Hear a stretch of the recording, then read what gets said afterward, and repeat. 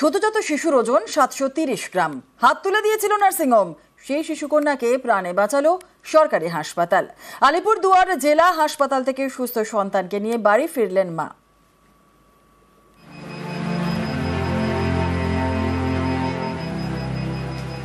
জন্মের সময় ওজন কম, এর সঙ্গে নানা সমস্যা। সদ্যজাত সন্তানকে নার্সিংহোম থেকে আলিপুরদুয়ার জেলা হাসপাতালে নিয়ে যান মা বাবা। এরপর থেকে প্রায় 1 মাসের লড়াই। শেষমেশ সুস্থ হয়ে মায়ের কোলে ফিরল সন্তান। হয়েছিল জন্ডিস, শ্বাসকষ্ট, এখানে তার জন্য আনা হয়েছে। ওজন দুর্বল ছিল? হ্যাঁ, দুর্বল ছিল। ওজন কত ছিল? ওজন 700 গ্রাম ছিল। তারপর এখানে আনা হয়েছে। এখানে পরিষেবা ভালো, দিদিরা খুব ভালো লেগেছে আমাদের। এখন ওজন 1 কেজি 620 গ্রাম। এখন বাচ্চা সুস্থ? হ্যাঁ, এখন বাচ্চা সুস্থ। পরিষেবা ভালো পেলেন এখানে? হ্যাঁ, এখানে সরকারি হাসপাতালে ভালো পরিষেবা পেয়েছি। কোচবিহারের বক্সিরহাট থানার রামপুরের বাসিন্দা পূরবী সরকার, তখন 8 মাসের অন্তঃসত্ত্বা।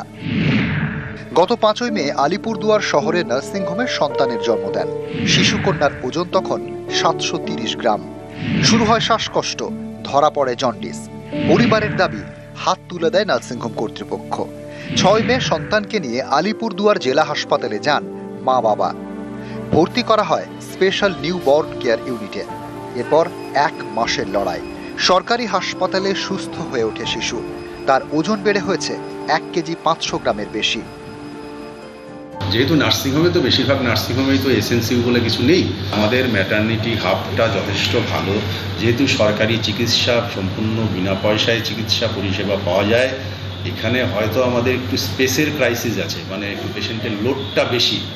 তবুও আমি বলবো যে আপনারা জেলা হসপিটালেই আসুন। ওইখানে যেটা আপনার যতটুকু চার্জ দরকার ওইখানে ওরা নিয়েছে আর কি। তারপরে এখানে তো আর আমার টাকা লাগেনি। এদেরকে মানে ভগবান বললেও চলে আর অনেক সেবা যত্ন করেছে আর কি। আর সিস্টার দিদিদেরকে তো আমি অনেক অনেক ধন্যবাদ দেব, কারণ ওরাই তো সব কিছু করেছেন।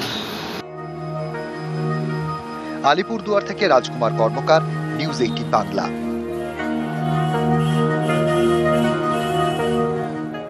অপারেশন সিঁদুর নিয়ে বিধানসভায় প্রস্তাব, সেনাকে কুর্নিশ। বিজেপিকে আক্রমণ মুখ্যমন্ত্রীর। বিধানসভার বাইরে মুখ্যমন্ত্রীকে কড়া আক্রমণ শুভেন্দু অধিকারীর। ভারতীয় নাগরিক হিসেবে পাকিস্তানকে যেভাবে উনি আজকে প্রশংসায় ভরিয়ে দিয়েছেন, এত প্রশংসা শাহবাজ শরীফকে তার দেশের লোক করেছে বলে আমাদের অন্তত জানা নেই। আমরা উনাকে জবাব দিয়েছি, আমরা উনাকে 1 ইঞ্চি জায়গা দিইনি। মোদিজিকে ছোট করবেন, অমিত শাহজিকে পার্সোনাল অ্যাটাক করবেন। আর অবসর থেকেই মমতা বন্দ্যোপাধ্যায়ের বিরুদ্ধে কুৎসা, পাল্টা আক্রমণ তৃণমূলের। আতঙ্কবাদের বিরুদ্ধে মমতা বন্দ্যোপাধ্যায় বলেন, অভিষেক বন্দ্যোপাধ্যায় বলেন, তৃণমূল কংগ্রেস বলে, ভারতীয় জনতা পার্টি দিশাহীনভাবে এই কুৎসা, মিথ্যা, ভিত্তিহীন বক্তব্যগুলো রটাচ্ছে। তাদের জনসমর্থন নেই। এই যে তৃণমূলকে হারানো যাচ্ছে না, এই যে মমতা বন্দ্যোপাধ্যায়কে হারানো যাচ্ছে না, এই যে মমতা বন্দ্যোপাধ্যায়ের মুখ, সেটাই একটা শক্তি। এই অবসাদ থেকে মমতা বন্দ্যোপাধ্যায়কে আক্রমণ করতে গিয়ে এই ধরনের অশালীন কাণ্ড কারখানা এরা করে ফেলছেন। বিরোধী দলনেতার বক্তব্যে স্বাধিকার ভঙ্গের নোটিশ তৃণমূল ও পরিষদীয় দলের। শুভেন্দু অধিকারী বাইরে বেরিয়ে বলছেন মুখ্যমন্ত্রী পাকিস্তানের হয়ে ব্যাট করে গেছেন। দায়িত্বশীল একজন বিরোধী দলের নেতা, তার কাছ থেকে এটা আমি প্রত্যাশা করিনি। আমার এখানে প্রিভিলেজ জমা পড়েছে, প্রিভিলেজের আইন অনুযায়ী যা করার সেটা আমরা করব। মুখ্যমন্ত্রীর স্পিচে এমন কোনো শব্দ তিনি ব্যবহার করেননি বা এমন কোনো কথা বলেননি যিনি পাকিস্তানের সপক্ষে এখানে বক্তব্য রেখেছেন। এই যে একটা বিভ্রান্তিকর বক্তব্য রাখা হচ্ছে, এটা আমাদের বিধানসভার একটা অমর্যাদা হচ্ছে। সর্বদল প্রতিনিধিদের সঙ্গে মোদির সাক্ষাৎ। মোদির নৈশভোজে অভিষেক বন্দ্যোপাধ্যায়। অপারেশন সিঁদুরে পাকিস্তানকে কড়া জবাব।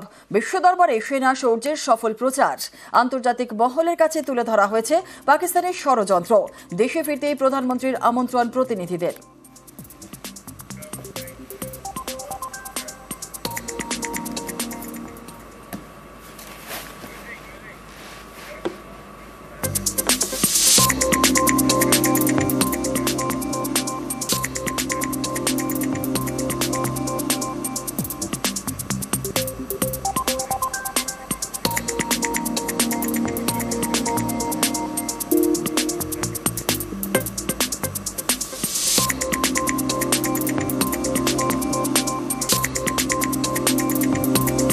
আসছি পরবর্তী খবরে। দাবাং নেতা এখন যেন সাইলেন্ট মোডে, আরো সব বিষয়ে মুখ খুলবেন না, বিনা দরকারে মন্তব্য করবেন না, জানিয়ে দিলেন দিলীপ ঘোষ। কিন্তু কেন এমন সিদ্ধান্ত? দলের নির্দেশে নাকি জীবনের নতুন অধ্যায় শুরুর পরে এখন একটু রয়ে শুয়ে? দিলীপ ঘোষকে নিয়ে নানা গুঞ্জন। বলার লোক বেশি, শোনার লোক কম, শোনার চেষ্টা করছি। দিলীপ ঘোষ বঙ্গ রাজনীতির দাবাং নেতা, তার মন্তব্য ঘিরে নানা সময় নানা বিতর্ক হয়েছে। সেই দিলীপই এবার যেন অন্য মুডে।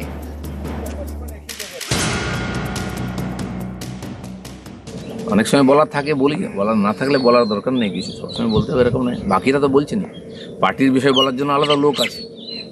আমার যখন বিষয়ে কিছু বলার থাকে রিয়াকশন তখন দিই, সব ব্যাপারে রিয়াকশন দেওয়ারও দরকার নেই। দিলীপ ঘোষের এইসব কথা শুনে অনেকেই অবাক, কারণ দিলীপ ঘোষ মানেই তো এক অন্যরকম ভাবমূর্তি। গরম গরম বাইক, যা একবার বলে দেন সেখান থেকে সহজে তাকে টলানো যায় না। বাড়ি থেকে ঢুকে মারবো না, বাড়ি থেকে ট্রেনে চৌরাস্তায় মারবো। সাত সকালে সুর সপ্তমে মর্নিং ওয়াকে বেরিয়ে মিডিয়ার মুখোমুখি, তারপর এমন সব মন্তব্য যা ঘিরে দিনভর নানা বিতর্ক। মর্নিং ওয়াকে নিজে করেন গা গরম, আর তার মন্তব্য করে হাওয়া গরম।